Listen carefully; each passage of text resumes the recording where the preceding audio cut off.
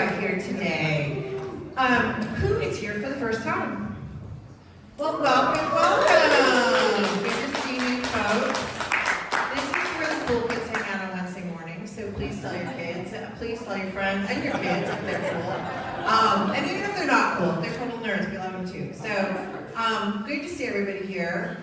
So tomorrow is leap day, right? We get one every 4 years. Does anyone know when leap year started? Anyone? Anyone? Nick? In the past. That's right. You were right.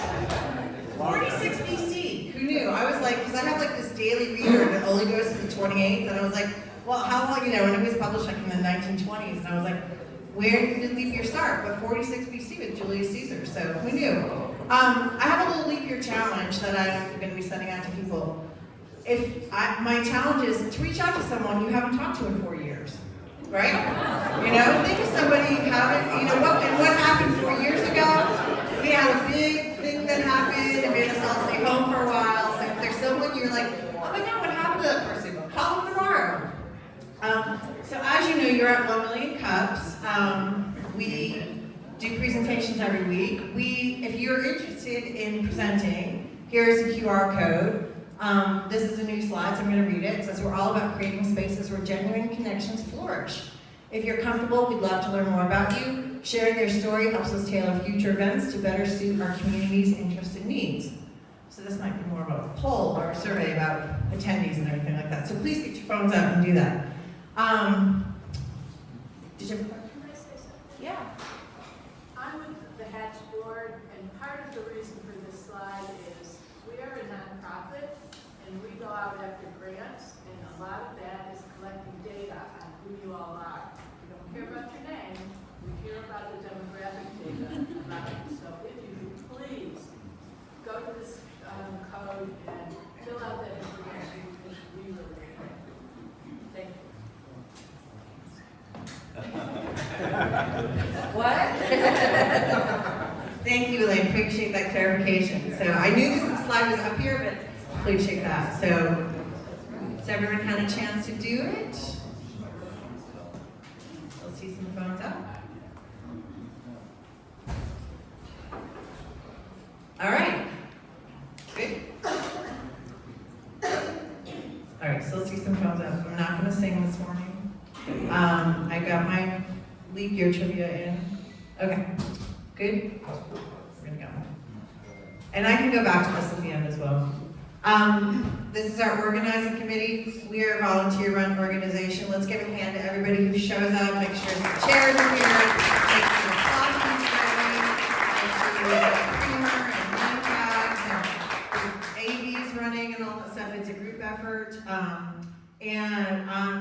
Sean and Eric are taking a much-deserved morning off today. Well, we've got Andy Snyder, Beverly Duranko, myself. Nick Breen is a new organizer, and Bill McKinnon as well too. And if you are interested in being part of our team, please let us know. We'd love to have you. It takes a little village every Wednesday morning. And also Tony Orick, who makes the coffee for us. No small feat every day. The mission of 1 Million Cups is to lower the barrier of access to education, resources, and connection for all types of new and aspiring entrepreneurs throughout the United States. This is one thing I wanted to make sure we do before we go into our presentation is the format and ground rules. So it's a little bit longer than a 6-minute presentation since we just have one presenter, but but for the questions, this is what I want everyone to be aware of. Please raise your hands to ask a question. We will have mics and we will bring them to you. We are watching and keeping track. So if you're up front, we work in the back, so please be patient. We'll try to get to everyone. Wait for the microphone because we are recording this and we want to make sure your questions are heard. Speak clearly and into the mic. Hold the mic like an ice cream cone. And then keep it to one question per person, please. So without any further ado, I'm going to introduce our presenter, Dominic Taverniti. Did I say that right? With Wallwerx, and we'll let him take it away.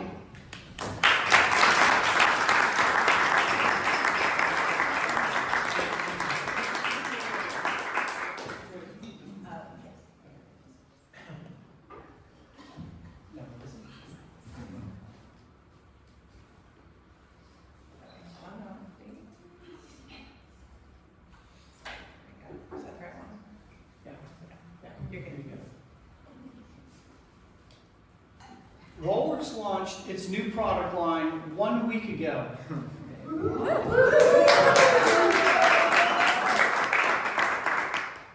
But to tell you about that story, I need to go back about 8 weeks when we started our pre-sale.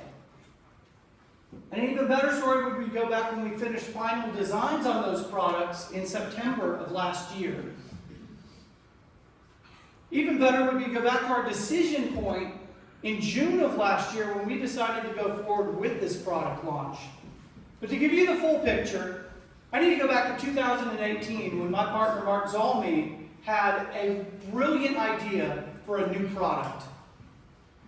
Hi, I'm Dominic Taverniti, co-founder and CEO of Wallwerx. Mark and I are here because we want to share the experience that we're going through right now in a crowdfunding product launch on Kickstarter. We thought it would be really interesting for the community to hear. So back to the big idea. Let me see a show of hands of everybody in the room who has ever had a great idea for a product. If you didn't put your hand up, it's because you didn't want to be called out, because it might be some really crazy idea.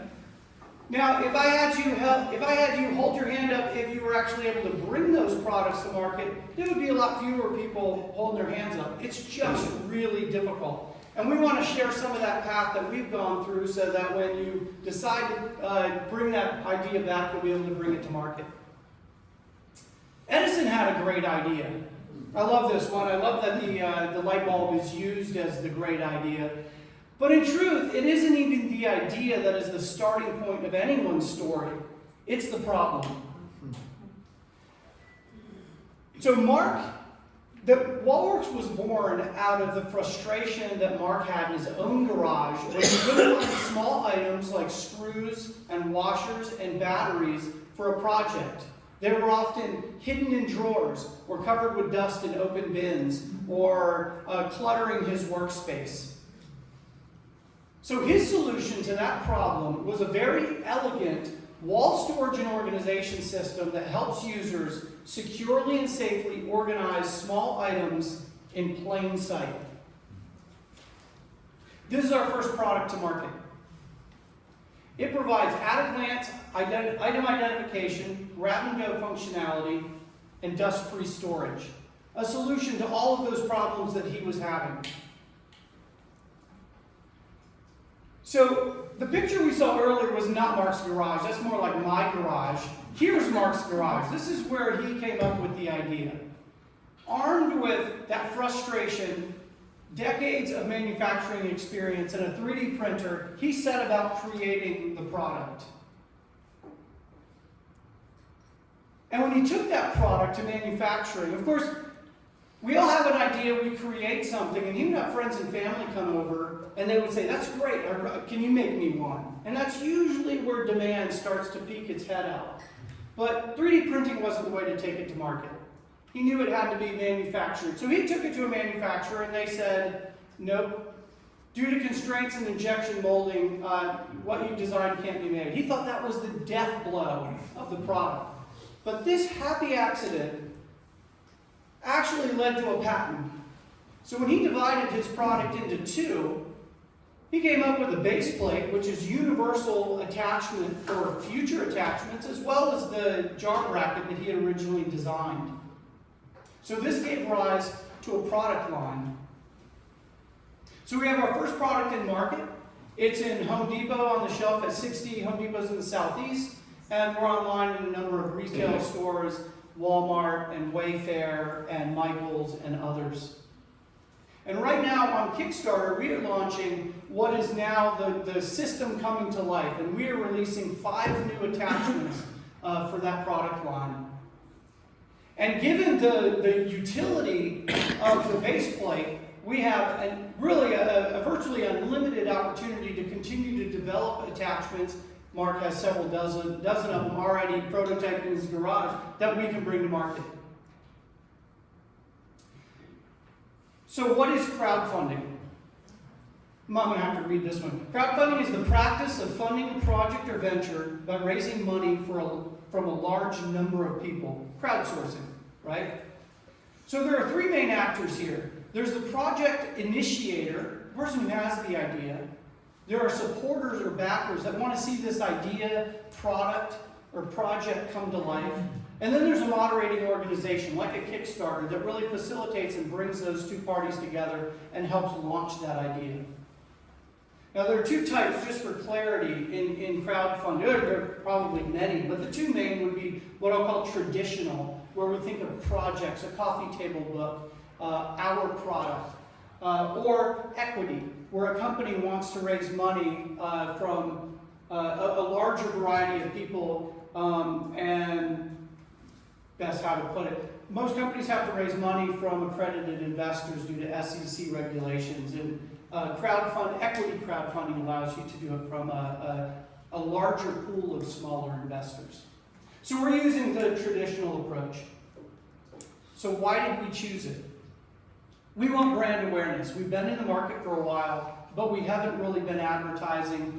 While we are in retail, as they say, that's a great place to go hide your product. So nobody knows about us, and we just don't have that awareness. A customer base. We have a product that's expandable, and we have really fanatical customers. When they buy the product, we find that they bought it for the garage, but they now want to use it in the craft room. Or they have some jars and they want to expand and they want to just grow it because it's an infinitely expandable system. So what we want are more customers. We also want revenue, not to be confused with profit, because as we'll talk about a little bit later, it's not going to come in the crowdfunding campaign, the revenue will. We also wanted data. We haven't been advertising. We don't know how to reach our customers. We don't know what they're resonating with. We have crafters, we have woodworkers, we have people in the garage, we have assembly workers, and we don't know what content is resonating with them or necessarily where they are and how to reach them. The advertising that we're doing with the Kickstarter campaign is giving us that data. And then timing. We wanted a compressed launch. So we could roll this product out without using a crowdfunding campaign, but recurring revenue every month, taking another 6 to 12 months to get to the same point. We figured we would compress it. It's virtually the same cost, and you come out of it with less profit, but it is a compressed time frame. So in a couple month period, we'll be where we would have been in 6 to 8 months. Now going back to the timeline, what I didn't mention before, while we did have finalized designs, when we reached our decision point, we knew that we were going to be launching the product.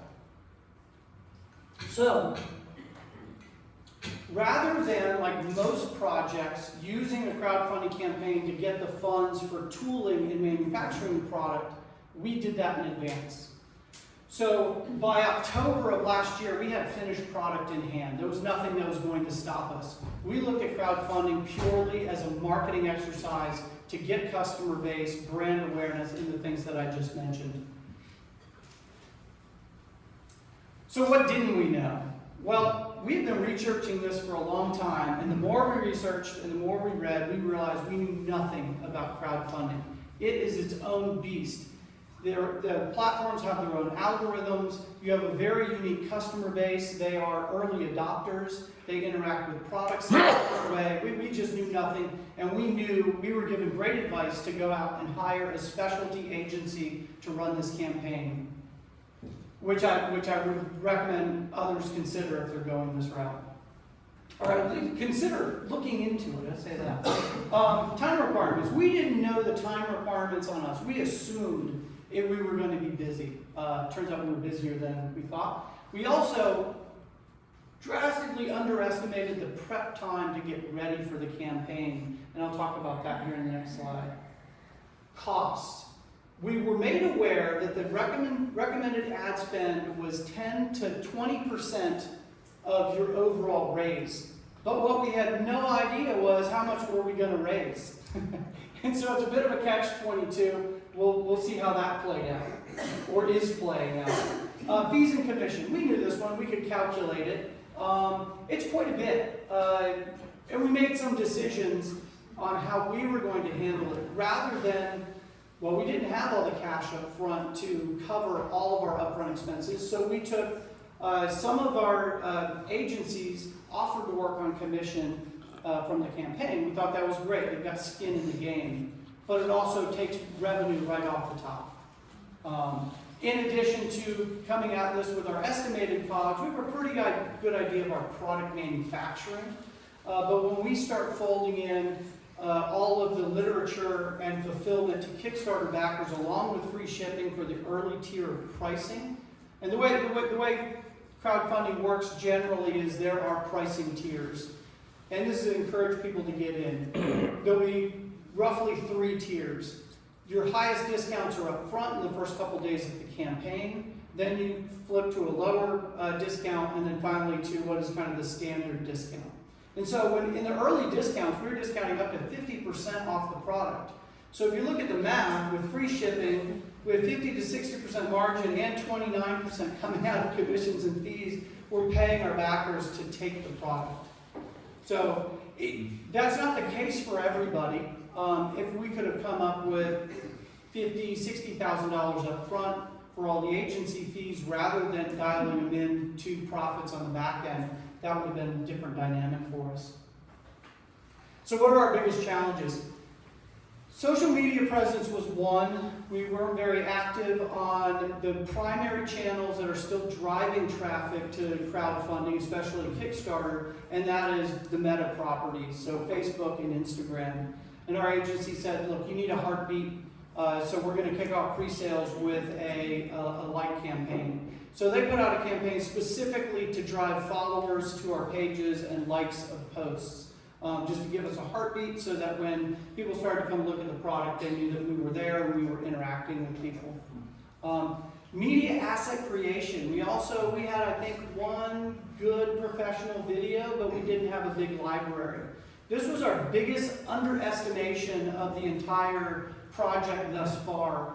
We had engaged the agency last year and wanted to start in September, but we couldn't produce the assets in time to finish the campaign before the holidays rolled around, so we had to push pause until January. So we've been feverishly and hiring agencies in the meantime to produce photos, videos, write copy. Product story.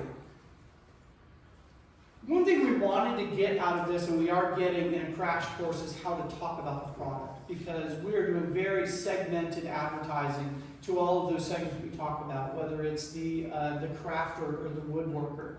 And we didn't know what content resonated with them. How do we talk about our product with them? So we're learning that now, which is great.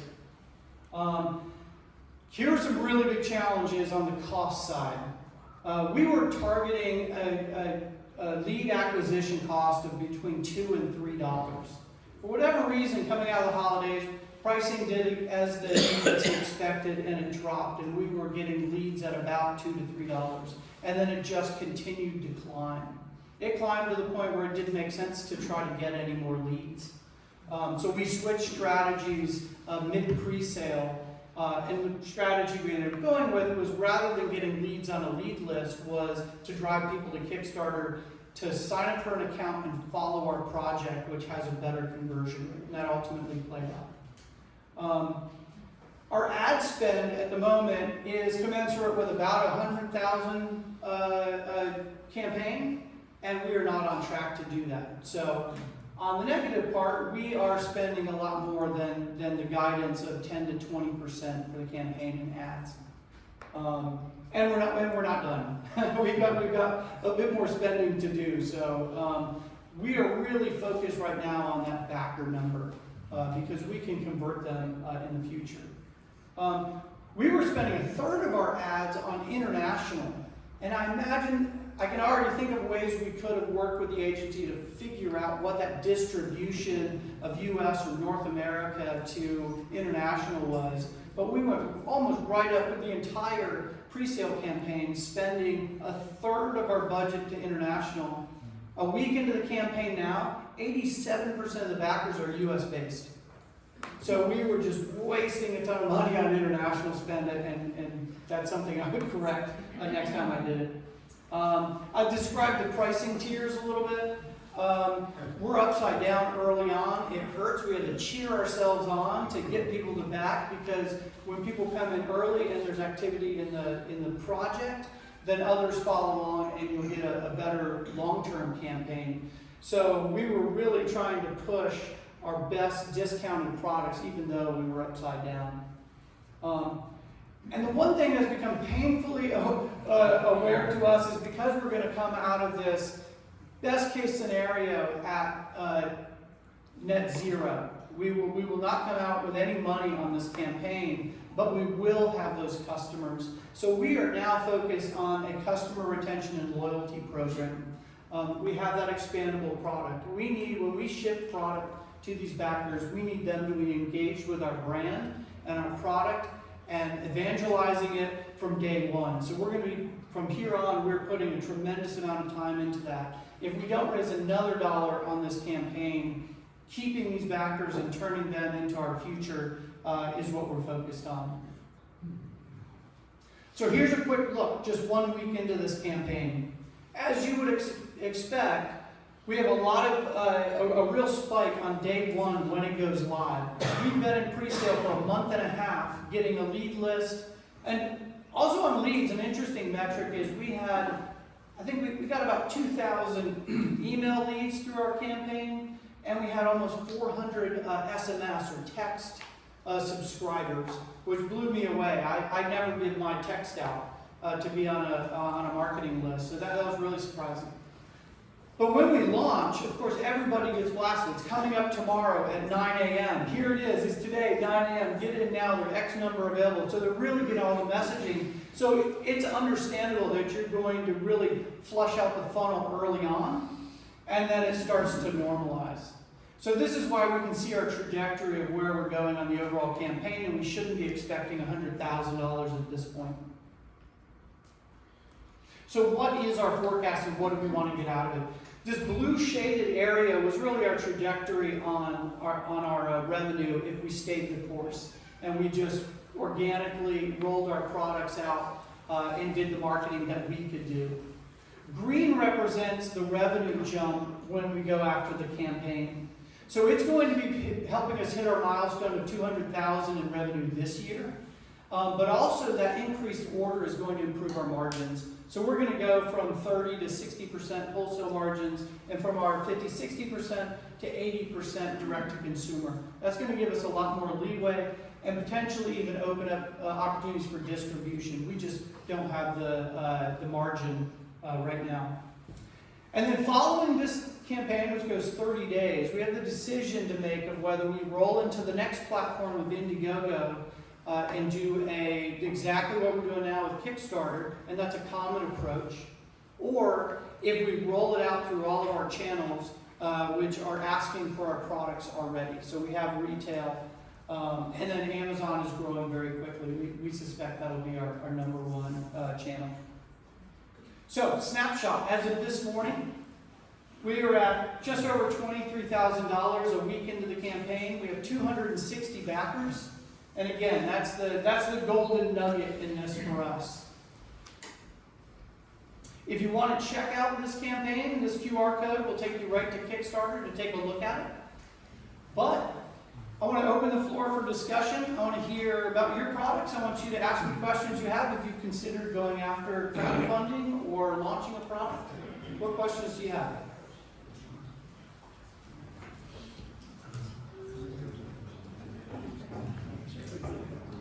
Morning. I love the idea of an organizer. What's your unique proposition? What makes this different than the other organizers that are out there now?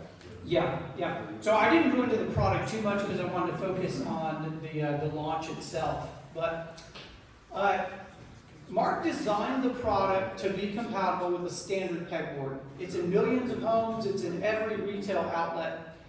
And if you've ever worked with a pegboard and tried to take something off with one of the wire hooks and hangers, they always fall out. So he solved that problem. And so it's a toolless installation on a standard pegboard, secure, will not fall out. The other is, we get a lot of comments about, oh, I've seen that my grandfather had mason jars screwed up underneath the shelf. You guys, this has already been done. Well, our product is grab and get secure and grab and go. Right? So the product can be taken on and off, it can be interchanged, and with the patented base plate, all of the attachments are interchangeable. Now, getting away from pegboard entirely, we've taken the modularity of a pegboard with all the holes and put it on any wall surface anywhere in any configuration. So whether you have a 2 square inch area on your wall, you can mount a base plate and you can have a system, and then you can build it out from there.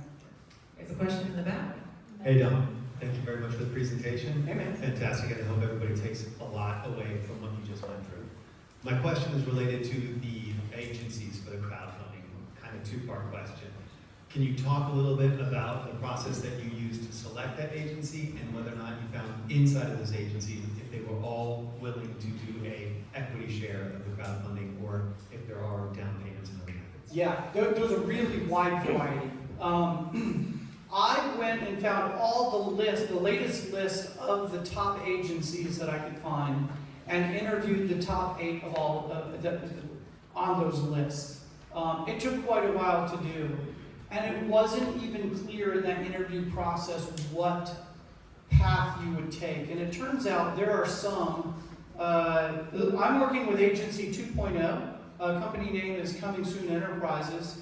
I can't speak highly enough about them.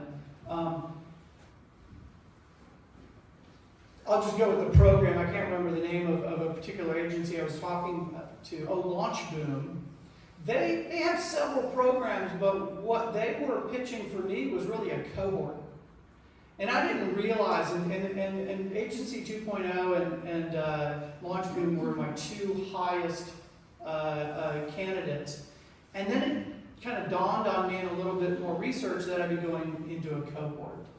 And they were going to put, I don't know, a dozen companies like me or launching around the same time in a program. I would have failed spectacularly if I went that route. I needed an agency that was doing the work. Not all agency fees were somewhat relatively similar, not all offered a commission.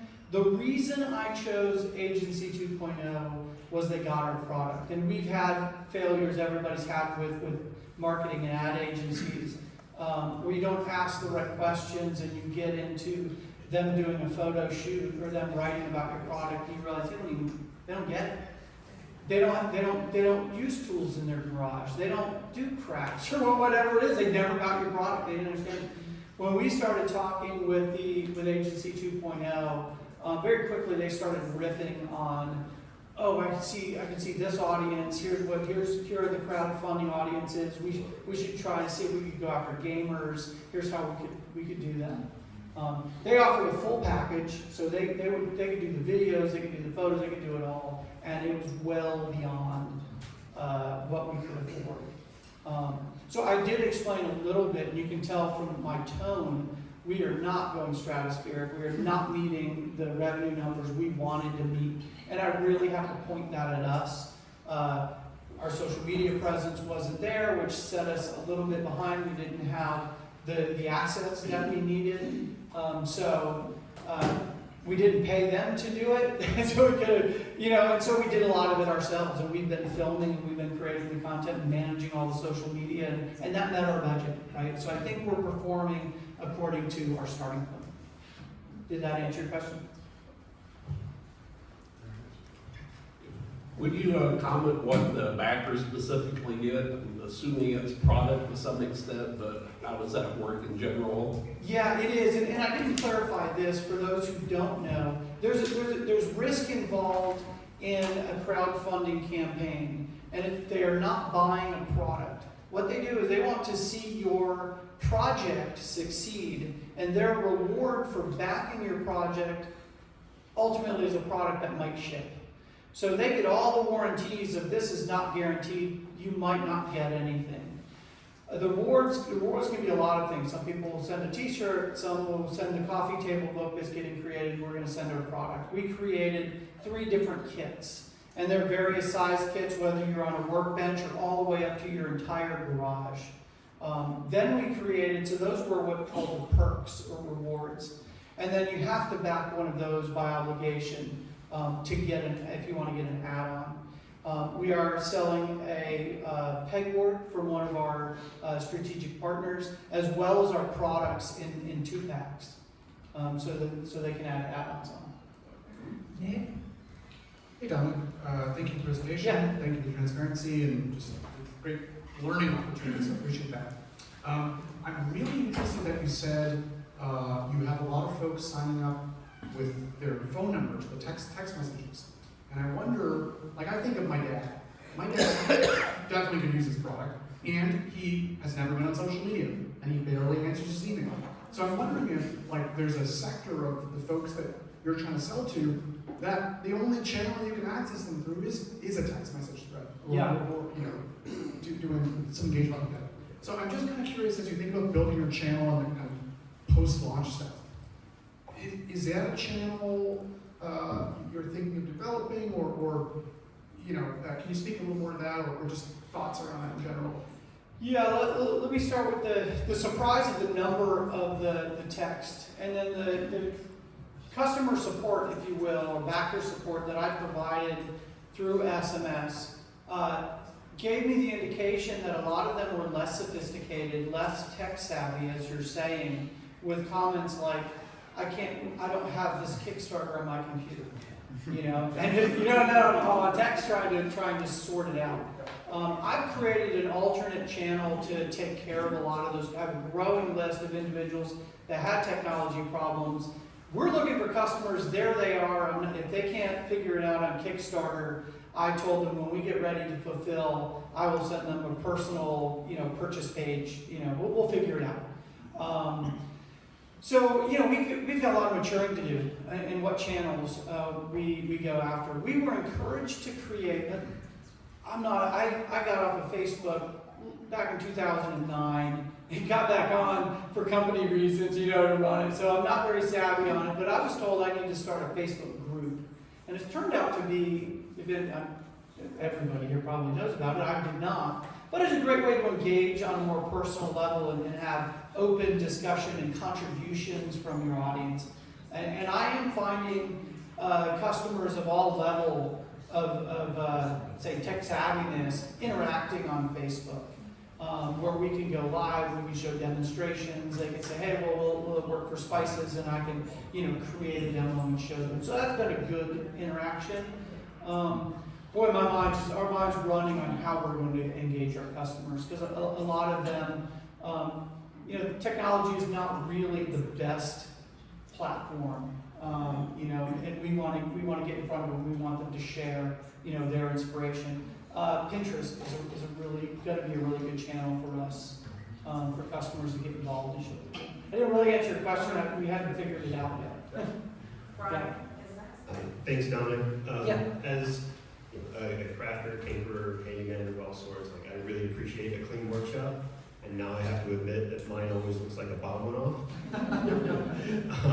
But I wonder if you had an avenue to reach out to the Instagram makers who make all these videos, and this might pose a real risk to your patent, but allow them to 3D print like the base or the mounting bracket on their own and tinker with an option like, hey, this will work for me. Because as a tinkerer for a long time myself, I've used the mason jars, the baby food jars, you know, go to Harbor Freight for this thing until it breaks and falls apart. But I also build a lot of storage containers myself that just hang on a French cleat bracket on the wall. So most of the makers I think that you're targeting can make some of these themselves, but they also have a big community that looking at like, oh, this guy made that thing, I can copy that. If you gave them a chance to use your product to make another solution, people would see it like, oh, I don't have a 3D printer, but I can run out and grab this. Is that a risk you guys might consider taking, to let somebody else take the design of your product and see if it can be expanded? That's a great question. Let me start with the risk. We're already there. The moment it's online, the moment we're on Amazon, the moment we're out there, I'm seeing a lot of reports now of projects that haven't yet even closed in a 30-day window on Kickstarter, and they're already being sold on the open market in physical form directly out of China. So it's there. Like we're not. We're going to have to defend our IP no matter what. To the maker and you know, like 3D printing, we were approached by an influencer, I don't know if he was YouTube or Instagram, about doing exactly that, saying, hey, can I start creating stuff? Got this great project, I want to create stuff for my wife, and I'll start with your base plate. We need to approach that in a way, I think we want them close to our vest. I don't think we go out to Thingiverse and just, you know, post the file. But I think that would be a great way to have a great ambassador type program or you know, some real close champions that are getting creative. One thing Mark has done really well is he'll come up with an idea, create it, and put it in people's hands, and just start putting it in everybody's hands. Go to Lowe's and put it in the buyer's hands and let them use it. So he's got prototypes of all kinds, and I think that's a great approach. He's gotten the feedback to perfect the designs to actually go to manufacturing, that we could take that next step and have people who are doing 3D printing themselves experiment with it, come up with ideas, get them bought in. They'd be a great champion of their own idea built into the system. Yeah, I like that. Back here. Hey there, a great product, and I'm going to be supporting you on Kickstarter there. Thank you. I noticed there wasn't a earn rewards button on any of your options, but I'll take a look at that in the future. So say that again. I scrolled through, I was trying to support you while we were here, but there was no button for earn rewards, like everything was over. Maybe it's just user error. We just recently went through a price tier change, so the first tier were sold out, and either had to scroll further, but I would like to watch you do that on your phone so I know what's going on. Yeah. I've had a lot of luck these days with direct mail. So mailing to people, it's a great way to cut through the clutter, especially if your audience isn't as tech savvy. And then I think someone just brought it up, but with my products and services, I used to just mail influencers the product. Something they wouldn't throw away. I even went as far to put a laptop in there with a, you know, press play button. I sent people like a custom MacBook because I knew if this person just promoted it, it would be 10x. So you can direct mail the influencers, as you know, and then your target customers. But your ad strategy moving forward, it seems like you didn't have great luck with it. There's a lot of reasons for that, which we can discuss. But don't give up on retargeting ads. People that have been to your website. Yeah, we have a heavy retargeting right now. Okay, keep that going while you're figuring out your new customer acquisition.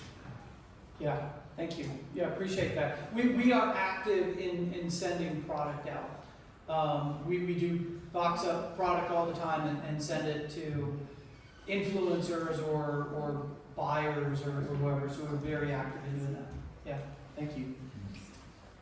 Hey, all right, hey everybody, good morning. Hey, great presentation. I have a quick question. I don't know, I'm way in the back, you understand, but it sounds like Morgan Freeman. But with that being said, question, are you aware of educational-based marketing?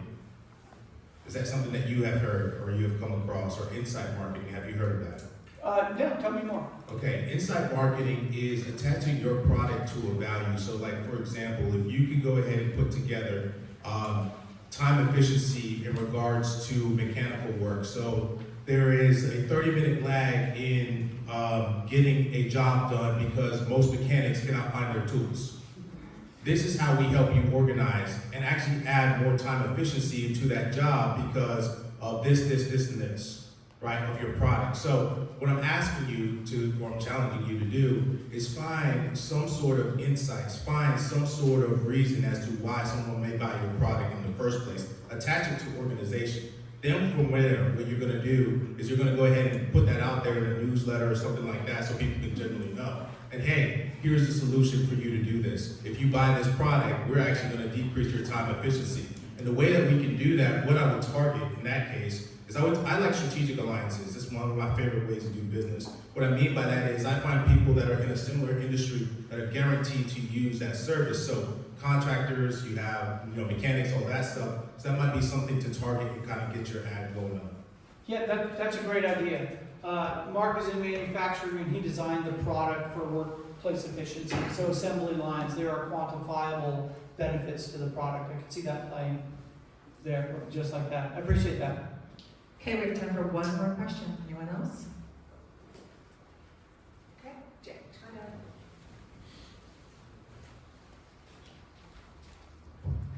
Great job, guys. This is very exciting. Thank you. Curious, have you approached any manufacturers of all the products that go in those that are selling at Home Depot and places like that about maybe putting them in a container that would be compatible so that they can sell the product and go directly on the wall? I'm missing the. So you do a deal, partner with people who are selling nuts, bolts, screws, all the Oh, pieces. I got it. And they have a package that's compatible and helps you upsell that Yeah, and gives people a way to store it. brilliant, brilliant. Yeah, I like that. We went to a trade show for Do It Best. They're like Ace Hardware. And we had a lot of the buyers wanting to use it for store display. So it's a bit like that because they sell bits, drill bits and things like that, and they want them right at the counter. And so they bought a bunch of our product just for display purposes. So somewhat like that. Interesting point. Not quite what you were mentioning, but we were brought into Lowe's last year. And they said, well, we're not really bringing, the buyer brought us in, and then we said, well, we're not bringing anybody into this bay at the moment. Why are we here? So they put us off to the Cobalt team that wants to talk to us about doing a white label under Cobalt. So very different, but a different approach. We do see the opportunity to manufacture for some other brands. We'll explore that. Thank you for that idea. I like that. Great, thank you very much. Let's give a round of applause.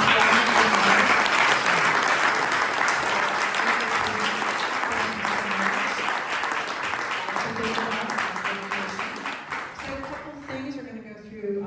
We want to thank our sponsors, Troy and Charlie Ball, who donate the space every week. Inside Edge Consulting, Score, we've got Mike and back, Hatch Co-working, Hatch Works, all the things at Hatch here. Edward Jones, WNC Business, myself, Amy Lewis with EXP Realty, Biz Radio, Venture Asheville, Mount BizWorks, WNC Business, Big C with Andy Snyder, Downright Roasting Company, Viking Mergers and Acquisition, again, a coffee curious to keep us caffeinated. So maybe I need more caffeine. Please if you have a mug, please put it back in the tray. We do not want to find them in the Hatch co-working space. We like to reuse them and be sustainable, so thank you.